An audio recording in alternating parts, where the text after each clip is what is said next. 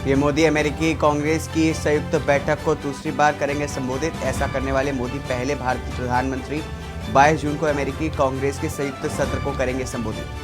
प्रधानमंत्री मोदी 22 जून को अमेरिकी कांग्रेस की एक संयुक्त बैठक को संबोधित करेंगे। मोदी ने कहा कि भारत को अमेरिका के साथ वैश्विक रणनीति साझेदारी पर गर्व है। भारत के 4 दिवसीय दौरे पर आए जर्मनी के रक्षा मंत्री बोरिस पिस्टोरियस ने रक्षा मंत्री राजनाथ सिंह से वार्ता की। समंदर में भारत होगा मजबूत, जर्मनी से मिलेगी पनडुब्बियां। अरविंद केजरीवाल और संजय सिंह के खिलाफ मानहानि केस में सुनवाई आज। कोर्ट ने 23 मई को नया समन जारी कर 7 जून को अदालत में पेश होने को कहा था। दिल्ली के सीएम अरविंद केजरीवाल यूपी के पूर्व सीएम अखिलेश यादव से मुलाकात करेंगे। दिल्ली के सीएम केजरीवाल 2 बजे पहुंचेंगे एमओसी एयरपोर्ट। पहलवानों और बृजभूषण शरण सिंह मामले में आया नया मोड़। केंद्रीय मंत्री अनुराग ठाकुर करेंगे पहलवानों से बातचीत। पहलवानों को वार्ता के लिए किया आमंत्रित। आप देख रहे हैं के न्यूज, खबरों का सारथी। नमस्कार, स्वागत है आपका देश की बात में। मैं हूं आपके साथ हारिस। लखनऊ से खबर आपको बता दें, जहां पर सपा प्रमुख से मिलेंगे दिल्ली के मुख्यमंत्री अरविंद केजरीवाल। आज लखनऊ आएंगे मुख्यमंत्री अरविंद केजरीवाल। पंजाब सीएम भगवंत मान साथ में इस दौरान उनके साथ मौजूद रहेंगे। सांसद संजय सिंह, शिक्षा मंत्री आतिशी मालेना भी इस दौरान मौजूद रहेंगी। राज्यसभा सदस्य राघव चड्ढा भी साथ में आ रहे हैं। आपको बता दें कि दोपहर 2:30 बजे लखनऊ एयरपोर्ट पर आएंगे सभी सपा कार्यालय।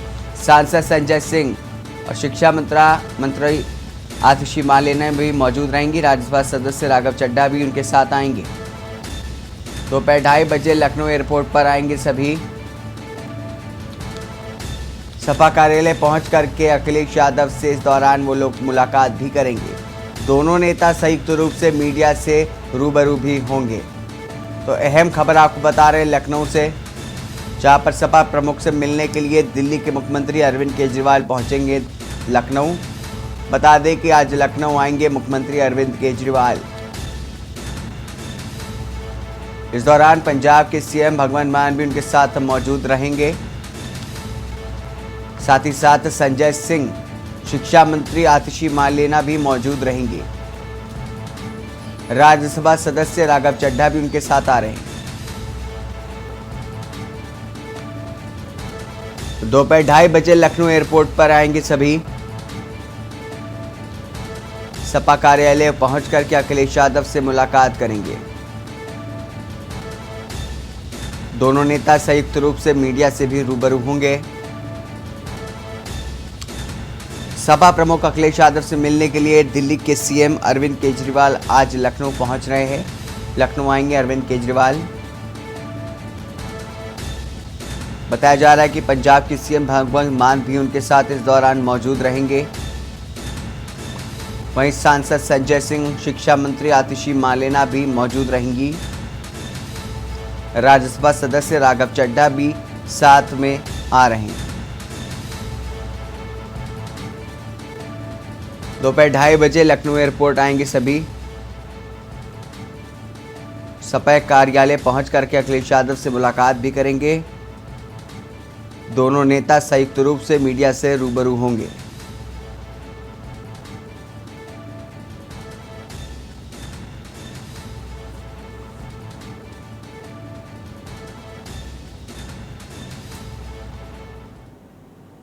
अगली खबर दिल्ली से, जहां पर खेल मंत्री अनुराग ठाकुर का ट्वीट सामने आया है। बता दें कि ट्वीट करके पहलवानों को बातचीत के लिए उन्होंने आमंत्रित किया है। उन्होंने कहा कि सरकार पहलवानों की समस्या के लिए चर्चा को तैयार है। ट्वीट करके पहलवानों को बातचीत के लिए आमंत्रित किया है अनुराग ठाकुर ने। उन्होंने ट्वीट करके लिखा कि सरकार पहलवानों की समस्या के लिए चर्चा को तैयार है। खाप पंचायत में भी सरकार ने बातचीत के लिए कहा था। सरकार पहलवानों की समस्या के लिए चर्चा को तैयार है। खाप पंचायत में भी सरकार ने बातचीत के लिए कहा था। खेल मंत्री का ट्वीट किया गया है। खेल मंत्री अनुराग ठाकुर ने लिखा कि बीते दिनों गृह मंत्री अमित शाह से मिले थे पहलवान। अब खेल मंत्री अनुराग ठाकुर ने आमंत्रित किया है। अहम खबर आपको बता रहे दिल्ली से, जहां पर खेल मंत्री अनुराग ठाकुर को ट्वीट सामने आया है। इस पर अधिक जानकारी के लिए हमारे संवाददाता दिल्ली से प्रवेश शर्मा हमारे साथ जुड़े हैं। प्रवेश, जिस तरह से अब ट्वीट सामने आया है अनुराग ठाकुर का, क्या कुछ बताना चाहेंगे इसको लेकर के?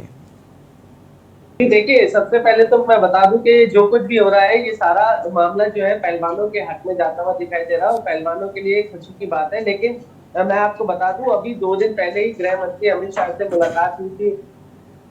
तो उससे पहले जो है कल ही दिल्ली पुलिस जो है उनके ब्रजभूषण के घर पर पहुंची थी लखनऊ गोड्डा, उस पर कार्रवाई होती दिखाई दे रही है। और अब केंद्रीय खेल मंत्री अनुराग ठाकुर ने ट्वीट कर उनको आमंत्रण दिया है बातचीत करने के लिए। तो कहीं ना कहीं मैं ये कहूंगा कि सारे जो बातें हैं वो पहलवानों के पक्ष में जाती हुई दिखाई दे रही है। और सबसे बड़ी बात मैं बता दूं कि ये जो सारी बातें हुई है इसमें कहीं ना कहीं देरी हुई है। अगर समय उचित समय पर अगर ये प्रक्रिया शुरू हो जाती तो शायद ये आंदोलन इतने दिन तक ना चलता और वो पहले ही थम जाता।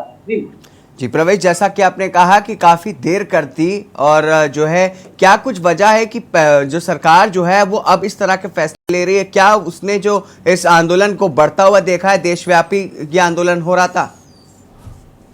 जी बिल्कुल, इसमें कोई दोहराय नहीं है। सरकार को यह अंदेशा हो चुका था, क्योंकि मैं आपको बता दूं महिला संगठन, किसानों का संगठन, इसके अलावा खाप पंचायतें जो है बिना काम के कर रही थी और सरकार को खुले आम चुनौती दे रही थी। और मैं बता दूं सबसे बड़ी बात कि सरकार को कहीं ना कहीं इस बात का अंदेशा हो गया था कि समय रहते अगर कदम नहीं उठाया तो कहीं ना कहीं इसका खामियाजा सरकार को ही उठाना पड़ेगा। इसलिए अब जाके जो है पूरी कार्रवाई होती दिखाई दे रही है और कहीं ना कहीं पहलवानों के लिए ये एक अच्छी बात है। जी प्रवेश, अब अगर पहलवान उनके साथ जाएंगे, मुलाकात करेंगे, जैसा कि आपने बताया जब अमित शाह से मिले उसके अगले दिन ही जो है पुलिस ने एक्शन भी लिया और अब खेल मंत्री से जब उनकी मुलाकात होगी, अपनी समस्याओं को रखेंगे, तो क्या कुछ उसके आगे की प्रक्रिया होती दिखाई देगी? जी बिल्कुल, मैं आपको बता दूं जब ये मुलाकात केंद्रीय खेल मंत्री अनुराग ठाकुर के साथ होगी तो उसमें कहीं ना कहीं पहलवानों को रिझाने की कोशिश की जाएगी, उनको समझाने की कोशिश की जाएगी और पूरी जो प्रक्रिया है, जो कानूनी प्रक्रिया है, उसको लेकर उनसे समर्थन मांगा जाएगा कि आप किसी प्रकार का आंदोलन को उग्र ना करें, शांतिपूर्ण रहे और कानून अपना काम कर रहा है। कहीं ना कहीं कोशिश की जाएगी कि पहलवान उनकी बात को सहमत हो, उनकी बात को माने। और सबसे बड़ी बात मैं बता दूं कि पहलवानों को मनाने की कवायद जो है शुरू हो चुकी है सरकार की तरफ से और सरकार अब हर कीमत पर चाहती है कि पहलवान इस आंदोलन को शांतिपूर्ण तरीके से शांत कर दे। और उसकी पहल करते हुए सरकार ने 2-3 कदम उनको दिखा भी दिए, उनको रेलवे की नौकरी भी दे दी है, दिल्ली पुलिस का एक्शन भी दिखा दिया है, गृह मंत्री से मुलाकात भी हो गई है और आज अनुराग ठाकुर ने भी न्योता दे दिया है। तो कहीं ना कहीं पहलवानों को अब सरकार की बात माननी भी पड़ेगी। जी जी प्रवेश, जैसा कि आपने बताया कि अब सरकार जो है दिख रही है कि वो पहलवानों से बातचीत करके मसले को हल करना चाहती है। क्या अगर सरकार पहले करती तो जिस दिन हमने देखा था 28 मई को, जिस दिन लोकसभा और तमाम जो पार्लियामेंट का उद्घाटन हुआ था, उस दिन जो तस्वीरें सामने आई थी, क्या वो नहीं आती? जी बिल्कुल, इसमें कोई दोहराई नहीं है। अगर समय रहते जो है सरकार पहलवानों को मनाने पे कदम उठा लेती तो आज जाहिर सी बात है कि जो 37-38 दिन उन्होंने जंतर मंतर पर धरना प्रदर्शन दिया, उसके अलावा मैं बता दूं कि जो उनको जबरदस्ती जंतर मंतर से हटाया गया, ये सारी प्रक्रिया पे विराम लग सकता था। और सरकार को कई बार खुद मंच से बजरंग पुनिया, विनेश फोगाट और साक्षी मलिक ने खुद न्योता दिया था कि सरकार के नुमाइंदा आकर मिले। उन्होंने कई मंत्रियों को पत्र लिखकर आमंत्रण दिया था, लेकिन उसके बावजूद भी सरकार सुनने को तैयार नहीं थी। लेकिन आज सरकार को ये लगने लगा है कि अगर पहलवानों की बात नहीं मानी तो ये आंदोलन उग्र हो सकता है, इसलिए सरकार ने पहल शुरू कर दी है। जी प्रवेश, अगर बातचीत हल हो जाती है तो माना जा सकता है कि जो आंदोलन चल रहा है इतने दिनों से वो धीरे धीरे कम हो जाएगा और खत्म हो जाएगा? इसमें कोई शक जी बिल्कुल, इसमें कोई शक नहीं है, कोई दोहराई नहीं है। मैं आपको साफ साफ बता दूं, जब कार्रवाई होती हुई दिखाई देगी तो पहलवानों को कहीं ना कहीं ये लगने लगेगा कि अब उनकी जो बातें हैं वो मान ली जा रही है और उनको एक्शन होता हुआ दिल्ली पुलिस की तरफ से भी दिखाई देगा, सरकार की तरफ से भी दिखाई देगा। और मैं सबसे बड़ी बात बता दूं कि सबसे बड़ी बात है कि कम से कम उनकी 2 बातें सुनने के लिए सरकार राजी हो चुकी है। जो वो कहना चाहते हैं, जो वो सुनना चाहते हैं, उसके लिए सरकार ने वक्त देना शुरू किया है। पहले वो चिल्ला रहे थे, जंतर मंतर पर बैठे हुए थे, उसके बावजूद भी सरकार उनकी बातें सुनने को तैयार नहीं थी। जी प्रवेश, ये मान लिया जा सकता है कि पहलवानों ने इतने दिनों से कोशिश की सरकार को अपनी बात बताने की, आंदोलन किया, कहीं ना कहीं वो आंदोलन अब सफल होता दिखाई दे रहा है। बिल्कुल बिल्कुल सर, मैं इसमें मैं आपकी बात से बिल्कुल पूर्ण सहमत हूँ। और मैं आपको स्पष्ट रूप से बता दूं कि ये जो पूरा प्रक्रिया आप दिखाई दे रही है, उसको देखते हुए साथ साथ ये बात स्पष्ट हो जाती है कि पहलवानों की बातें जो है, पहलवानों की मांगे जो है वो कहीं ना कहीं पूरी होती दिखाई दे रही है। लेकिन हो सकता है कि ब्रजभूषण की गिरफ्तारी की मांग में अभी थोड़ा और 1-2 दिन का समय या 4-5 दिन समय लगे, लेकिन कहीं ना कहीं पहलवानों को एक संतुष्टि मिल जाएगी और उनकी बातों को सुनने के बाद उनको थोड़ा सा शांत किया जाएगा और मामले में कहीं ना कहीं आपको देखने को मिलेगा कि पहलवान आपसे उग्र होते हुए नहीं दिखाई देंगे। जी प्रवेश, बहुत बहुत शुक्रिया तमाम जानकारी हमारे साथ साझा करने के लिए और इस मामले पर विस्तार से हमसे बात करने के लिए बहुत बहुत शुक्रिया आपका। आपको बता दें कि अब जो है सरकार पहलवानों से की समस्या के लिए चर्चा करने को तैयार नजर आ रही है। अनुराग ठाकुर है खेल मंत्री, उन्होंने ट्वीट किया है, उन्होंने बाकायदा जो है पहलवानों को आमंत्रित किया है और बातचीत से इस मसले को हल करने की कोशिश की है, पहल की है। तो आपको बता दें अहम खबर आ रही है दिल्ली से, जहां पर ट्वीट करके खेल मंत्री अनुराग ठाकुर ने सभी पहलवानों की समस्या की चर्चा करने को तैयार है, उन्होंने आमंत्रित किया है। तो हो सकता है कि जल्द से जल्द ये पहलवानों की जो समस्याएं थी वो जल्द से जल्द वो हल हो जाएं। खेल मंत्री अनुराग ठाकुर का ट्वीट आया है सुबह, आज बता दें आपको, उन्होंने ट्वीट करके लिखा है कि उन्होंने बातचीत के लिए सभी पहलवानों को आमंत्रित किया है और इस मसले को जो है बातचीत करके हल करने की पहल की है।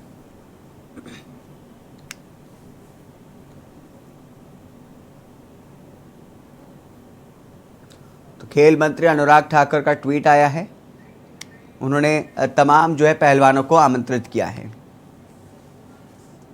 इसी के साथ रुकेंगे एक छोटे से ब्रेक के लिए, ब्रेक के बाद जल्द हाजिर होंगे। आप देख रहे हैं के न्यूज, खबरों का सारथी। ब्रेक के बाद स्वागत है आपका। दिल्ली से अहम खबर आपको बता दें, इस समय दिल्ली से अहम खबर आपको बता रहे हैं, जहां पर मणिपुर से जुड़ी बड़ी खबर सामने आ रही है। मणिपुर में हुई हिंसा का मामला जो है वो सामने आ गया है। दिल्ली से अहम खबर, मणिपुर में हुई हिंसा का मामला, गृह मंत्री अमित शाह के घर के पास प्रदर्शन किया गया है। दिल्ली में मणिपुर के लोगों का प्रदर्शन, कुकी समुदाय के लोगों का प्रदर्शन सामने आया है। दिल्ली में मणिपुर के लोगों का प्रदर्शन, कुकी समुदाय के लोगों ने प्रदर्शन किया है। शाह से मिलना चाह रहे हैं कुकी समुदाय के लोग। हाल ही में मणिपुर से लौटे हैं अमित शाह।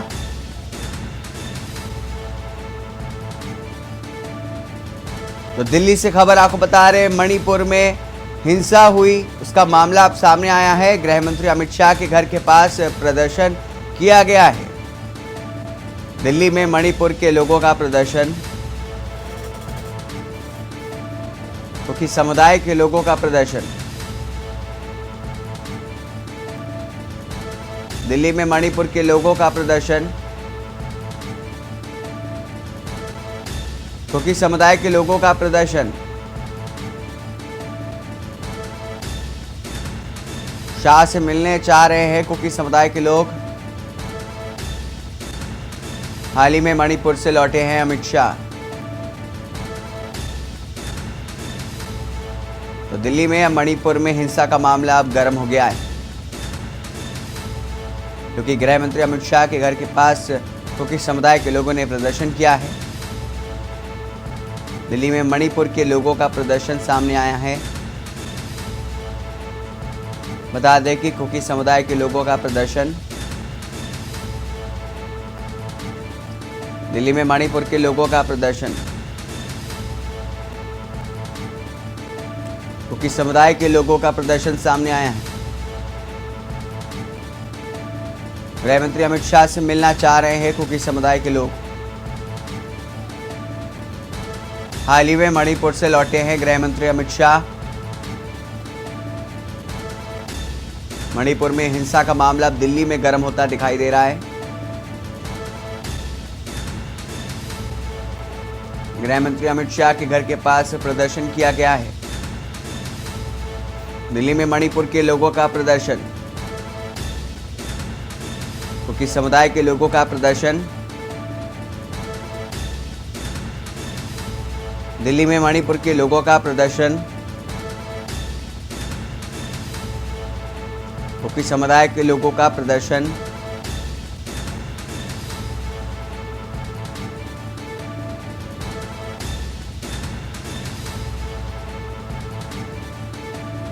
हाल ही में मणिपुर से लौटे हैं अमित शाह। मणिपुर में हुई हिंसा का मामला अब दिल्ली में गर्म होता दिखाई दे रहा है। कुकी समुदाय के लोग अमित शाह के घर के बाहर प्रदर्शन करने में लगे हुए हैं। वो चाह रहे हैं, उनकी डिमांड है, उनकी मांग है कि अमित शाह उनसे एक बार मुलाकात कर ले, उनकी समस्याओं को सुन ले। कुकी समुदाय के लोगों का प्रदर्शन, गृह मंत्री अमित शाह के घर के पास मणिपुर के लोगों का प्रदर्शन सामने आया है।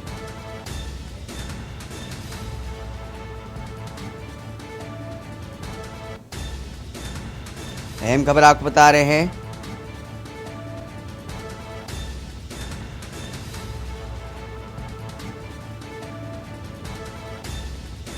गृह मंत्री अमित शाह के घर के बाहर प्रदर्शन। मणिपुर में हुई हिंसा का मामला अब दिल्ली में गर्म होता दिखाई दे रहा है।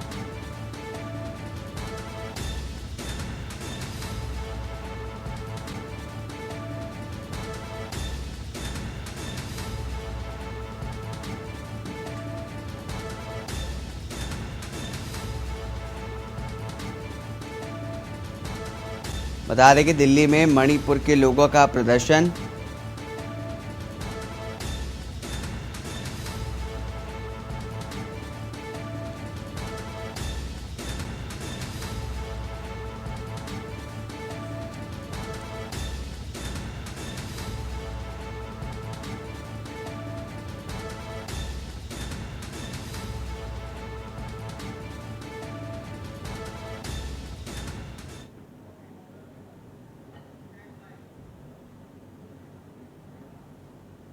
अगली बड़ी खबर लखनऊ से आ रही है। आपको बता दें, राजधानी लखनऊ से अहम खबर, जहां पर आज मुख्यमंत्री अरविंद केजरीवाल आने वाले हैं।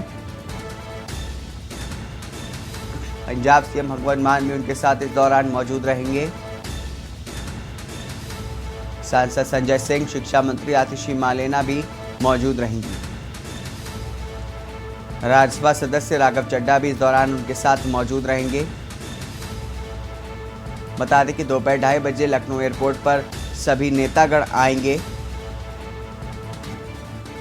सपा कार्यालय पहुंच करके अखिलेश यादव से मुलाकात करेंगे। इस पर अधिक जानकारी के लिए हमारे संवाददाता लखनऊ से पवन तिवारी हमारे साथ जुड़े हैं। पवन, जिससे बताया जा रहा है कि अखिलेश यादव से मिलने के लिए मुख्यमंत्री अरविंद केजरीवाल आ रहे हैं, उनके साथ तमाम नेता आ रहे हैं, क्या कुछ जानकारी इसको लेके? जी, आपको बता दें कि दिल्ली के मुख्यमंत्री अरविंद केजरीवाल और पंजाब के सीएम भगवंत मान दोनों आज लगभग 2:30 बजे लखनऊ एयरपोर्ट पर पहुंचेंगे और लखनऊ एयरपोर्ट पर पहुंचने पर यहाँ पर आप कार्यकर्ताओं ने उनका भव्य स्वागत की तैयारियां की है। आपको बता दें, लखनऊ एयरपोर्ट से निकलने वाले रास्ते से लेकर जो शहीद पथ वीआईपी रोड जाती है, जहाँ तक सभी जगह पर होर्डिंग है, लगातार स्वागत के पोस्टर उनके लगाए गए हैं। और कुल मिलाकर जो 2:30 बजे वहां पर बड़ी संख्या में कार्यकर्ता भी उपस्थित होंगे आप पार्टी के। और जो अरविंद केजरीवाल है, उनको जो कोर्ट ने एक ट्रांसफर पोस्टिंग का जो है एक दिया था आदेश, तो वो जो भारतीय जनता पार्टी ने जो अध्यादेश लाकर उसको निरस्त करा दिया है, उसको लेकर आज वह अखिलेश यादव से मुलाकात करेंगे। जो ट्रांसफर पोस्टिंग का उनको पद मिला था, उसको हटाने के विरोध में जो अध्यादेश लाके हटाया, उसके विरोध में आज वो विपक्ष की कई पार्टियों से मिलेंगे। इसी कड़ी में आज वो अखिलेश यादव से यहाँ पर मुलाकात करने आ रहे हैं। लखनऊ एयरपोर्ट से निकलकर सीधा वह प्रदेश कार्यालय विक्रमादित्य मार्ग जाएंगे, जहां पर वह अखिलेश यादव से मिलेंगे और उनसे बात करेंगे। जो उनको ट्रांसफर पोस्टिंग का आदेश कोर्ट से मिला था, उसको भारतीय जनता पार्टी की सरकार ने अध्यादेश लाकर उनसे वह अधिकार छीन लिया है। इसके लिए आज लेकिन इसके साथ ही साथ हो सकता है जो लोकसभा चुनाव है उसको लेकर भी समाजवादी पार्टी और आपके बीच में कोई बातचीत हो फिलहाल। लेकिन आज जो बात निकलकर सामने आ रही है, उसमें जो अरविंद केजरीवाल की पार्टी को दिल्ली में कोर्ट द्वारा जो ट्रांसफर पोस्टिंग का जो एक अधिकार मिला था, उसको जो मौजूदा सरकार ने अध्यादेश लाकर छीन लिया है, उसको विरोध को लेकर ही आज समाजवादी पार्टी के राष्ट्रीय अध्यक्ष अखिलेश यादव से मिलेंगे और इस मुद्दे पर और भी विपक्ष के कई जो लोग हैं, नेता हैं, उनसे बात करेंगे कि भारतीय जनता पार्टी का ये रवैया तानाशाही है। उनको जब कोर्ट ने अधिकार दिया था ट्रांसफर पोस्टिंग का, तो उसको अध्यादेश लाकर उन्होंने खत्म किया है। इस मुद्दे को वो पूरे विपक्ष के साथ मिलकर अपनी कड़ी उपस्थिति दर्ज करना चाहते हैं, जिसको लेकर आज यहाँ लखनऊ एयरपोर्ट पहुंचेंगे। लखनऊ एयरपोर्ट पर उनके साथ भगवंत मान भी होंगे और यहाँ के जो प्रदेश निवर्तमान प्रदेश अध्यक्ष थे शिवाजी सिंह, वो भी उनके साथ में रहेंगे। और यहाँ लखनऊ एयरपोर्ट पर बड़ी संख्या में आप कार्यकर्ता के पहुंचने की संभावना है। और साथ ही साथ यहाँ से लेकर सभी मार्गों पर होर्डिंग और पोस्टर बैनर लगाए गए हैं उनके स्वागत के लिए। जी पवन, जैसा कि आपने बताया कि अरविंद केजरीवाल लखनऊ आ रहे हैं, अखिलेश यादव से मिलेंगे और देखा जा रहा है कि अरविंद केजरीवाल पूरे देश पे तमाम जो नेतागण है विपक्ष के उनसे मुलाकात कर रहे हैं, मिल रहे हैं और जो है उनसे बात कर रहे हैं। क्या ये कहा जा सकता है कि इस तरह से अरविंद केजरीवाल जो है तमाम नेतागणों से मिल करके एक विपक्ष भी तैयार कर रहे हैं? जी, कहीं ना कहीं जो 2024 का लोकसभा चुनाव है उसको लेकर विपक्ष की कई पार्टी के जो बड़े नेता हैं वो एक तीसरा मोर्चा बनाने की फिराक में लगे हुए हैं, जिसमें कांग्रेस ना हो और बाकी सभी दल शामिल हो। इसको लेकर लगातार विपक्षी दल, चाहे वो नीतीश कुमार हो, ममता बनर्जी हो, अरविंद केजरीवाल हो, सभी लोग अपने अपने स्तर से तैयारियां कर रहे हैं, विपक्ष को एकजुट करने का प्रयास कर रहे हैं। फिलहाल जो अरविंद केजरीवाल हैं आज वहां लखनऊ पहुंचेंगे और समाजवादी पार्टी से उनकी कड़ी में मुलाकात करेंगे। इसके दो मायने भी हैं। एक तो उनका जो ट्रांसफर पोस्टिंग का अधिकार मिला था उसको जो भारतीय जनता पार्टी ने अध्यादेश लाकर खत्म किया उसको लेकर, और 2024 का लोकसभा चुनाव है उसको किस तरह मिलकर लड़ा जाए, क्योंकि विपक्ष ये जान चुका है कि जब तक सभी विपक्षी पार्टियां एक होकर नहीं लड़ेंगी तो भारत को लोकसभा चुनाव हराना बहुत ही मुश्किल काम है। फिलहाल उत्तर प्रदेश की बात की जाए तो उत्तर प्रदेश में जब तक सभी पार्टियां इस चीज को अच्छी तरह समझ रही कि जब तक सभी लोग मिलकर एकजुट होकर भारतीय जनता पार्टी के खिलाफ नहीं लड़ेंगे तब तक वो उनके लिए जीत हासिल करना एक टेढ़ी कीर है। समाजवादी पार्टी उत्तर प्रदेश में एक प्रमुख स्थान रखती है। समाजवादी पार्टी प्रमुख विपक्षी दल है, उसके पास एक बड़ा वोट बैंक भी है, जिसको लेकर सभी पार्टियां जो विपक्ष की अन्य पार्टियां हैं वो जब अगर कोई ऐसा गठबंधन बनाना चाहेंगे तो पार्टी को निश्चित तौर से अपने चाहती, क्योंकि समाजवादी पार्टी है जो भारतीय जनता पार्टी को कड़ी टक्कर दे।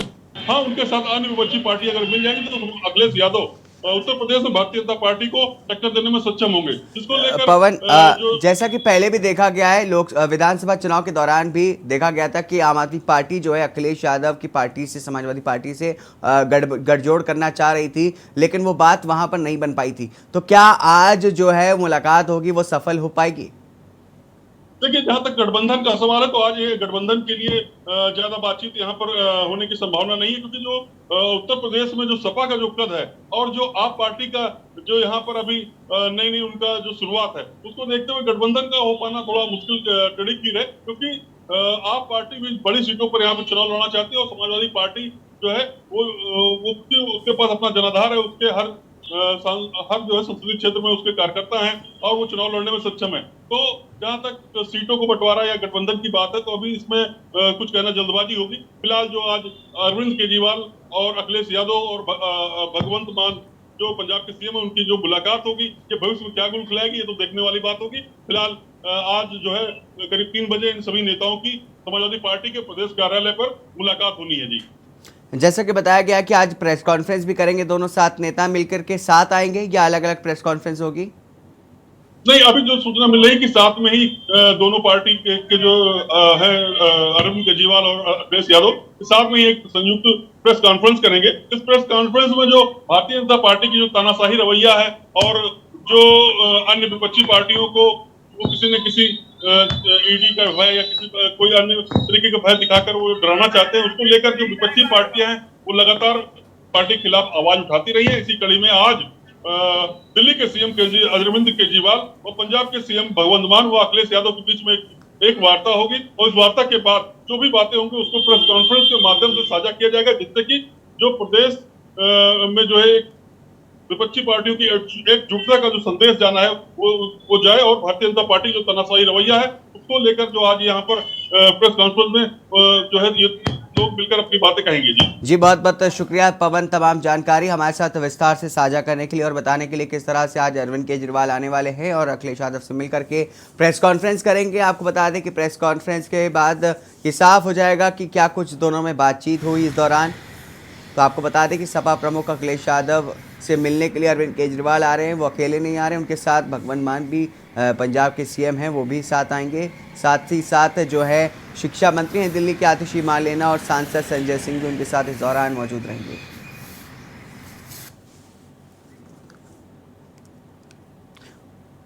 इसी के साथ रुकेंगे एक छोटे से ब्रेक के लिए, ब्रेक के बाद जल्द हाजिर होंगे। आप देख रहे हैं के न्यूज़, खबरों का सारथी। ब्रेक के बाद स्वागत है आपका। राजधानी दिल्ली से बड़ी खबर आपको बता दें, इस दौरान दिल्ली से अहम खबर आ रही है। राजधानी दिल्ली से बड़ी खबर आपको बता रहे हैं, लेकिन उससे पहले आपको बताएंगे बीजेपी अध्यक्ष जेपी नड्डा का नोएडा का दौरा है आज। आपको बता दें कि वरिष्ठ कार्यकर्ताओं के साथ इस दौरान वो टिफिन पर चर्चा करेंगे। यूपी अध्यक्ष भूपेंद्र चौधरी टिफिन बैठक में इस दौरान उनके साथ मौजूद रहेंगे। पश्चिमी यूपी अध्यक्ष सत्येंद्र सिसोदिया भी इस दौरान उनके साथ शामिल होंगे। कार्यक्रम में 185 पदाधिकारियों को बुलाया गया है।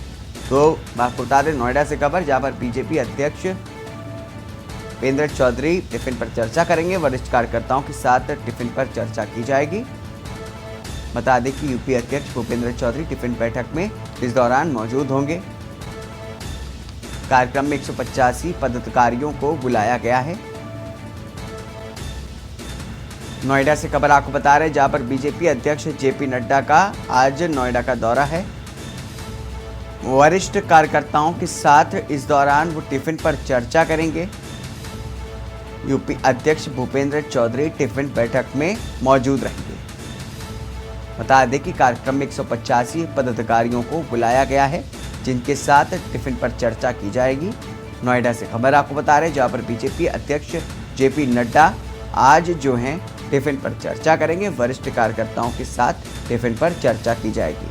आपको बता दें कि इस दौरान बीजेपी जो है अलग अलग देश के अलग अलग क्षेत्रों में टिफिन पर चर्चा कार्यक्रम चला रही है, जिसके माध्यम से वो पदाधिकारियों को बुलाया रही है और उनके साथ टिफिन पर चर्चा करके 2024 के लिए अपनी जो बूथ स्तर पर लेवल पर जो तैयारी है उसको मजबूत करती हुई दिखाई दे रही है। साथ ही साथ बीजेपी जो है इस दौरान महाजनसंपर्क अभियान भी चला रही है, जिससे वो जनता से डायरेक्ट जुड़ने की कोशिश कर रही है।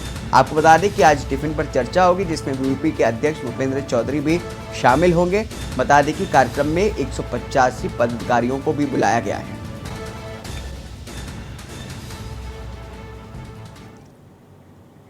इस दौरान दिल्ली से बड़ी खबर आपको बता दें, राजधानी दिल्ली से अहम खबर सामने आ रही है। दिल्ली से बड़ी खबर आपको बता रहे हैं, जहां पर मणिपुर में हुई हिंसा का मामला अब गर्म होता दिखाई दे रहा है। गृह मंत्री अमित शाह के घर के पास प्रदर्शन हो रहा है। दिल्ली में मणिपुर के लोगों का प्रदर्शन सामने आया है।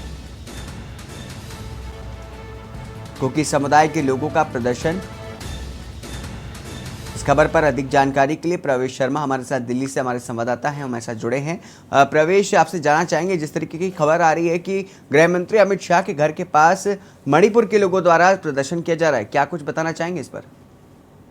जी बिल्कुल, देखिए मैं आपको बता दूं, पिछले कई दिनों से मणिपुर जो है दो समुदाय मैतेई और कुकी समाज के आपसी टकराव के कारण चल रहा है। और मैं बता दूं, इसी टकराव को शांत करने के लिए खुद गृह मंत्री अमित शाह 3 दिन के दौरे पर मणिपुर गए थे। वहां पर शांति वार्ता की बातचीत की थी। पूरा मैं बता दूं घटना स्थल का मुआयना किया था। लेकिन अभी भी मैं बात करूं, आज की भी मैं बात करूं, तो मणिपुर के कई इलाके ऐसे हैं, छुटपुट इलाके हैं, जहाँ पर अभी भी आगजनी और तोड़फोड़ की शिकायतें आ रही है। सबसे बड़ी बात यह है कि कुर्दी समुदाय के लोगों ने अमित शाह से मुलाकात करने के लिए समय मांगा था, जो समय उन्होंने रिपीट भी किया था, लेकिन उनको समय नहीं दिया गया, जिसको लेकर आज वो अमित शाह, गृह मंत्री अमित शाह के घर पर जाकर प्रदर्शन कर रहे हैं, उनसे मुलाकात करने की मांग कर रहे हैं और अपनी बातों को रखने के लिए उनसे समय मांग रहे हैं।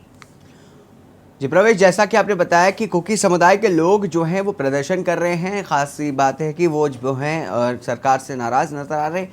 क्या कुछ वजह है उनकी नाराजगी की? जी देखिए, मैं आपको बता दूं, कुर्दी समाज और मैतेई समाज जो है दोनों को ओबीसी आरक्षण को लेकर जो है मामला गरमाया हुआ है। एक समाज चाहता है कि उनको उस आरक्षण में रखा जाए, दूसरा समाज का कहना है कि वो नहीं आना चाहते हैं, और उसको लेकर दिल्ली हाई कोर्ट में भी याचिका लगाई गई थी।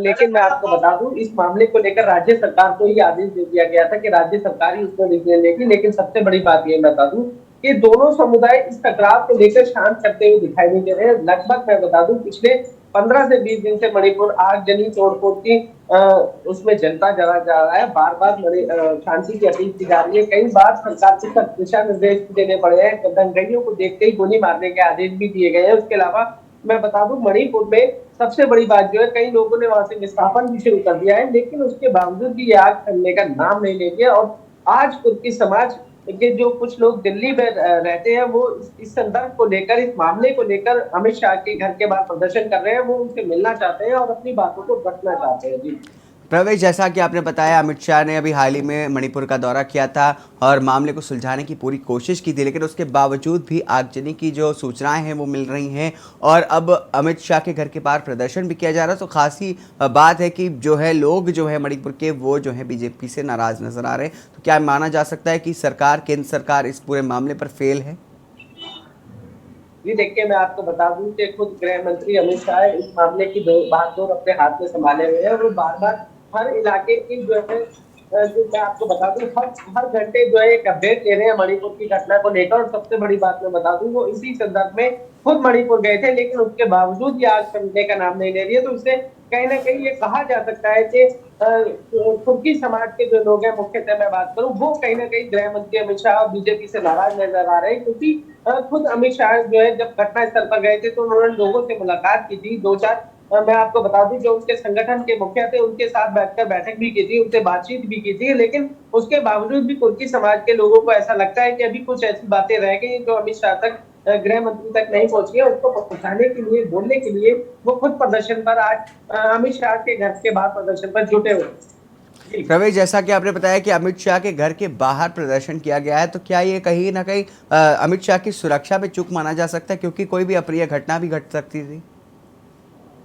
जी बिल्कुल, देखिए मैं आपको बता दूं, दिल्ली पुलिस ने एक दायरा बना रखा है और दायरे के बाहर उनमें से कोई भी लोग नहीं जा सकते। लेकिन मैं आपको बता दूं, प्रदर्शन करने की जो दिल्ली में परमिशन होती है वो सिर्फ जंतर मंतर पर होती है, इसके अलावा आप कहीं भी परमिशन नहीं है होती है। लेकिन मुझे ऐसा लगता है कि 2-4 जो घंटे या मैं मान के चलता हूँ कि 1 घंटा ये प्रदर्शन होगा, गृह मंत्री अमित शाह को ज्ञापन सौंप कर ये समाप्त हो जाएगा। सबसे बड़ी बात ये कि मणिपुर के जो निवासी हैं, जो दिल्ली में आकर रहते हैं, वो लोग आकर मुख्यतः इस बात को उठा रहे हैं और उन लोगों ने ये बात अपनी पहुंचाने के लिए गृह मंत्री अमित शाह का घर चुना है। क्योंकि गृह मंत्री इस मामले को कुछ बागडोर को संभाले हुए पूरी देखने को स्वयं कर रहे हैं, इसलिए तुर्की समाज के लोगों ने उनके घर पर जाना उचित समझा और वो अपनी बात को उन तक पहुंचाने की कोशिश कर रहे हैं। लेकिन उसके अलावा मैं बता दूं, बात सुरक्षा की पुष्टि करें तो गृह मंत्री अमित शाह की सुरक्षा में दिल्ली पुलिस पूरी तरह से मुस्तैद है। इसके अलावा आरपीएफ के जवान भी है और किसी भी तरह की कोई लापरवाही आपको देखने को नहीं मिलेगी। जी बहुत बहुत शुक्रिया तमाम जानकारी विस्तार से हमारे साथ साझा करने के लिए। तो आपको बता दें कि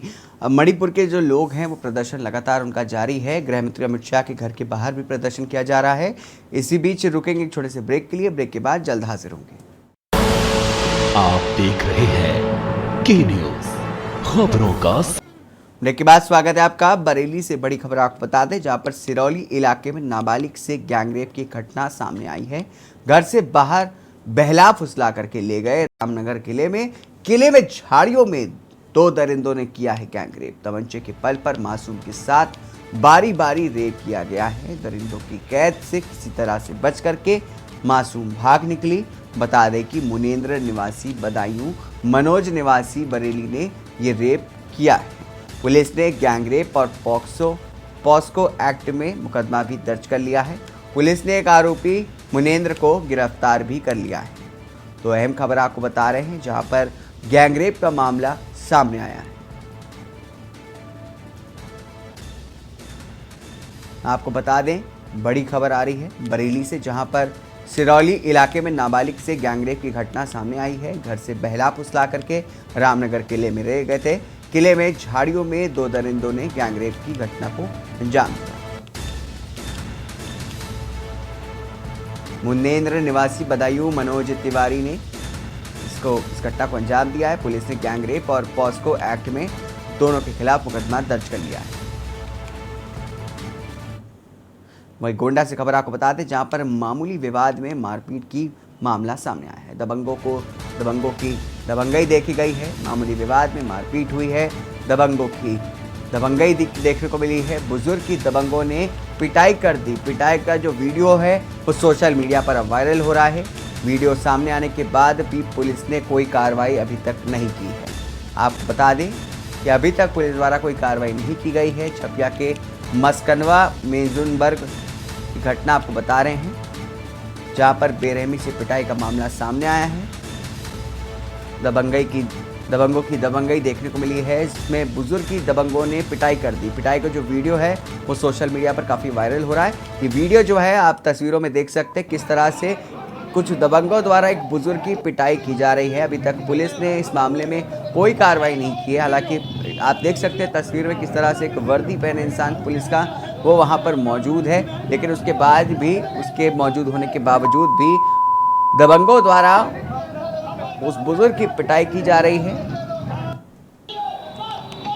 जो वीडियो है वो सोशल मीडिया पर काफ़ी वायरल हो रहा है। आप देख सकते हैं कितनी बेरहमी से पीटा जा रहा है एक बुजुर्ग को बीच सड़क पर गोंडा में। आप देख सकते हैं किस तरह से कुछ दबंगों द्वारा एक बुजुर्ग की पिटाई की जा रही है। हालांकि पुलिस ने अभी तक इस मामले में कोई भी कार्रवाई नहीं की है और सोशल मीडिया पर ये वीडियो जो है वो काफ़ी वायरल हो रहा है।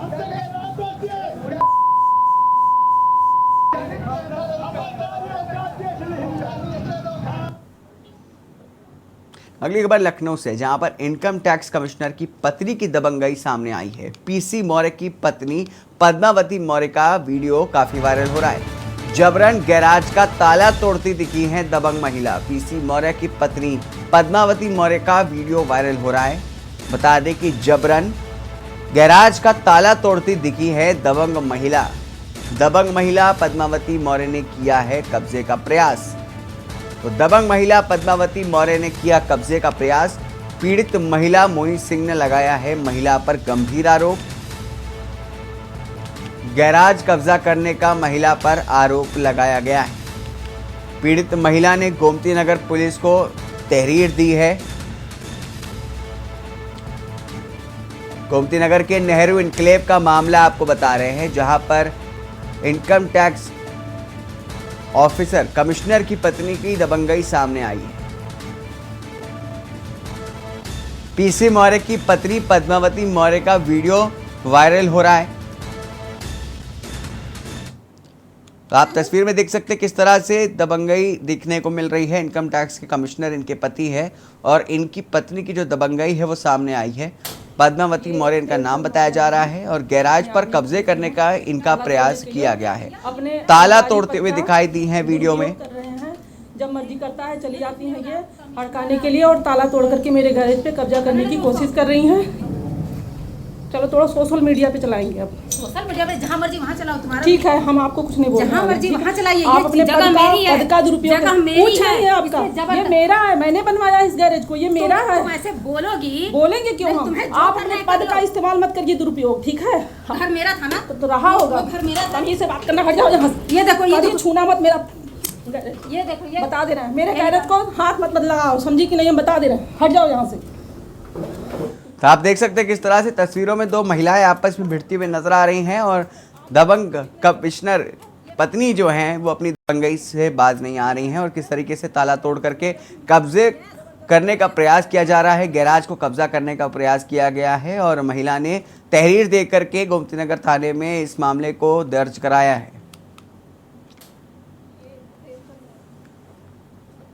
अगली खबर चंदौली से, जहां पर बारातियों से भरी ट्रैक्टर ट्रॉली गड्ढे में पलट गई। 2 लोगों की दर्दनाक इस हादसे में मौत हो गई है, वहीं 9 लोग घायल बताए जा रहे हैं। बारातियों से भरी जो बस थी वो पलट गई, 2 लोगों की दर्दनाक मौत हो गई, 9 अन्य लोग घायल हो गए हैं। सूचना के बाद आनन-फानन में पुलिस पहुंची। पूरी घटना जो है चकिया कोतवाली क्षेत्र के भीशमपुर गाँव की बताई जा रही है। अहम खबर आपको बता रहे हैं चंदौली से, जहां पर बारातियों से भरी ट्रैक्टर ट्रॉली गड्ढे में पलट गई। 2 लोगों की इस हादसे में दर्दनाक मौत हो गई, वहीं 9 अन्य लोग घायल बताए जा रहे हैं। सूचना के बाद आनन-फानन में पुलिस पहुंची। पूरी घटना चकिया कोतवाली क्षेत्र के भीशमपुर गांव की बताई जा रही है। चंदौली से अहम खबर, जहां पर बारातियों से भरी ट्रैक्टर ट्रॉली गड्ढे में पलट गई। इस हादसे में 2 लोगों की मौत हो गई है, वहीं 9 लोग घायल बताए जा रहे हैं। बता दें कि सूचना के बाद आनन-फानन में पुलिस पहुंची थी। सभी घायलों को अस्पताल में इस दौरान भर्ती भी कराया गया है। आपको बता दें कि चकिया कोतवाली क्षेत्र के भीशमपुर गांव की घटना बताई जा रही है, जहां पर बारातियों से भरी एक ट्रैक्टर ट्रॉली गड्ढे में पलट गई। इस हादसे में 2 लोगों की मौत हो गई है, जबकि 9 लोग घायल बताए जा रहे हैं। सभी घायलों का उपचार किया जा रहा है। इस दौरान सभी घायलों को एम्बुलेंस से अस्पताल लाया गया। सूचना के बाद आनन-फानन में पुलिस पहुंची थी। पूरी घटना जो है वो चकिया कोतवाली क्षेत्र के भीशमपुर गांव की बताई जा रही है। अहम खबर आपको बता रहे चंदौली से, जहां पर बारातियों से भरी ट्रैक्टर ट्रॉली गड्ढे में पलटी। तो आपको बता दें कि सूचना के बाद आनन फानन में पुलिस पहुंची थी और सभी घायलों को अस्पताल ले गया। बता दें कि इस हादसे में 2 लोगों की मौत हो गई, वहीं 9 लोग घायल बताए जा रहे हैं। सभी घायलों का इस समय अस्पताल में उपचार जारी है। आनन फानन में पुलिस पहुंची थी और सभी घायलों को अस्पताल लेकर के पहुंची है। बारातियों से भरी ट्रैक्टर ट्रॉली एक गड्ढे में पलट गई। इस हादसे में 2 लोगों की दर्दनाक मौत हो गई, तो वहीं 9 लोग घायल बताए जा रहे हैं। सभी 9 लोग गंभीर रूप से घायल हैं और सभी का अस्पताल में इस दौरान इलाज जारी है। रुकेंगे एक छोटे से ब्रेक के लिए, ब्रेक के बाद जल्द हाजिर होंगे। आप देख रहे हैं के न्यूज, खबरों का सारथी। ब्रेक के बाद स्वागत है आपका। सीहोर से बड़ी खबर आ रही है। बड़ी खबर आपको बता रहे सीहोर से, जहां पर एक बोरवेल में सृष्टि नाम की एक नन्ही फंसी हुई है। 20 घंटे से वो नन्ही फंसी हुई है। बताया जा रहा है कि 2.5 साल की बच्ची को बचाने का ऑपरेशन अभी तक जारी है। 300 फीट गहरे बोरवेल में गिरी है सृष्टि। स्थानीय प्रशासन और रेस्क्यू टीमें मशक्कत में जुटी हैं। सीहोर से खबर, जहां पर 20 घंटे से बोरवेल में फंसी है नन्ही सृष्टि। 2.5 साल की बच्ची को बचाने का ऑपरेशन फिलहाल अभी जारी है। 300 फीट गहरे बोरवेल में गिरी है सृष्टि। स्थानीय प्रशासन और रेस्क्यू टीमें मशक्कत में जुटी हैं। सीहोर से खबर, जहां पर 20 घंटे से बोरवेल में फंसी है नन्ही सृष्टि।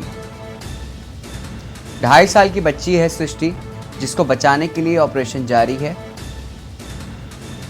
बता दें कि 300 फीट गहरे बोरवेल में सृष्टि गिर गई है और वो अभी तक 20 घंटे से वहीं पर फंसी है। इस दौरान स्थानीय प्रशासन और रेस्क्यू टीमें कड़ी मशक्कत में उसको बचाने के लिए जुटी हुई हैं। 20 घंटे से बोरवेल में फंसी है सृष्टि। तो 2.5 साल की एक बच्ची है सृष्टि, जो 300 फीट गहरे बोरवेल में फंसी हुई है, जिसको बचाने के लिए 20 घंटे से प्रशासन और रेस्क्यू टीमें जुटी हुई हैं। उसको बचाने के लिए तमाम प्रशासन और रेस्क्यू टीमें जुटी हुई हैं। आप देख सकते हैं तस्वीरों में किस तरह से प्रशासन द्वारा एक नन्ही बच्ची को बचाने का प्रयास जारी है। तमाम टीमें जो है रेस्क्यू टीम वो इस दौरान वहाँ पर मौजूद हैं। 300 फीट गहरे बोरवेल में फंसी है कि 2.5 साल की बच्ची, जिसका नाम सृष्टि बताया जा रहा है। बता दें कि 2.5 साल की बच्ची है सृष्टि, जो 300 फीट गहरे बोरवेल में फंसी हुई है, जिसको बचाने के लिए तमाम प्रशासन और रेस्क्यू टीमें एकजुट है और उसको बचाने के लिए 20 घंटे से रेस्क्यू ऑपरेशन अभी तक चलाया जा रहा है।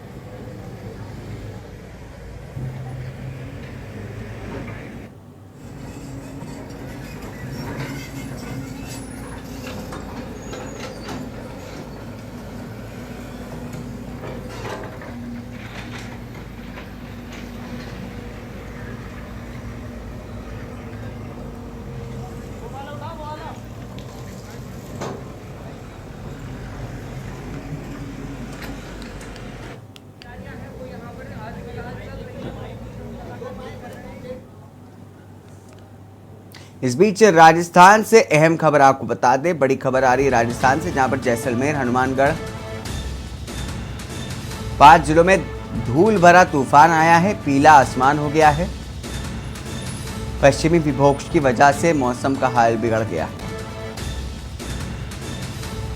जैसलमेर, हनुमानगढ़, चूरू में धूल का गुबार देखने को मिल रहा है। बता दें कि 5 जिलों में धूल भरा तूफान आया है, जिसके बाद आसमान जो है वो पूरी तरह से पीला होता दिखाई दे रहा है। पश्चिमी विक्षोभ की वजह से मौसम बिगड़ गया है।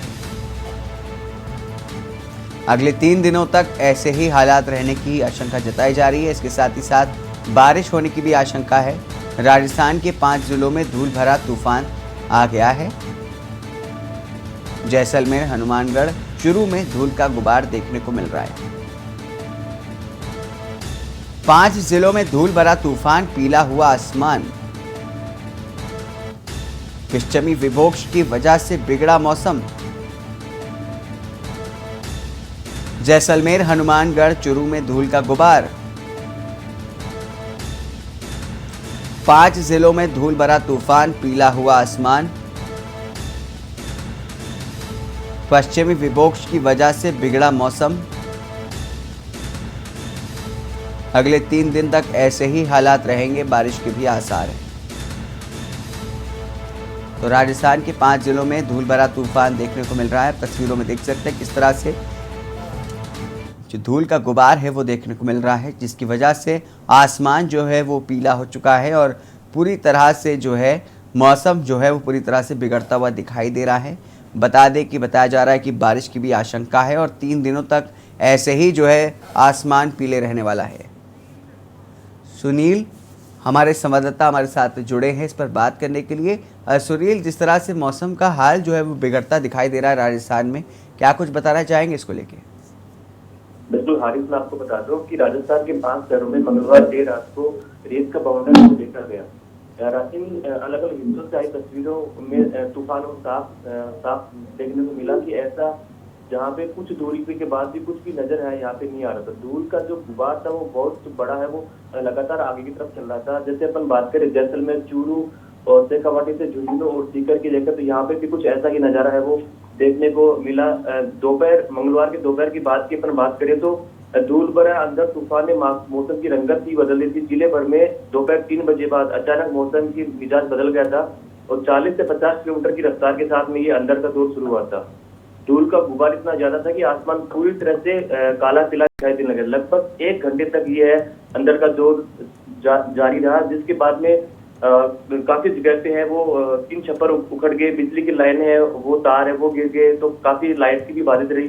लगभग शाम तक देर रात बिजली भी सुचारू रूप से चालू पाई। जी हाँ सुनील, मौसम विभाग ने इस पर क्या कुछ जानकारी दी अब तक? मैं फतेहपुर की बात करूं तो फतेहपुर कृषि अनुसंधान केंद्र है, उसके मौसम की रिपोर्ट के अनुसार मंगलवार को जो अधिकतम तापमान था वो 39 डिग्री था, न्यूनतम तापमान 22 डिग्री था। 4 जून के बाद में 6 डिग्री तापमान में बढ़ोतरी हुई थी। हालांकि अब आने वाले 3 दिनों के अंदर फिर से मौसम बारिश होने की संभावना और धूल भरी आंधी चलने की संभावना जताई जा रही है।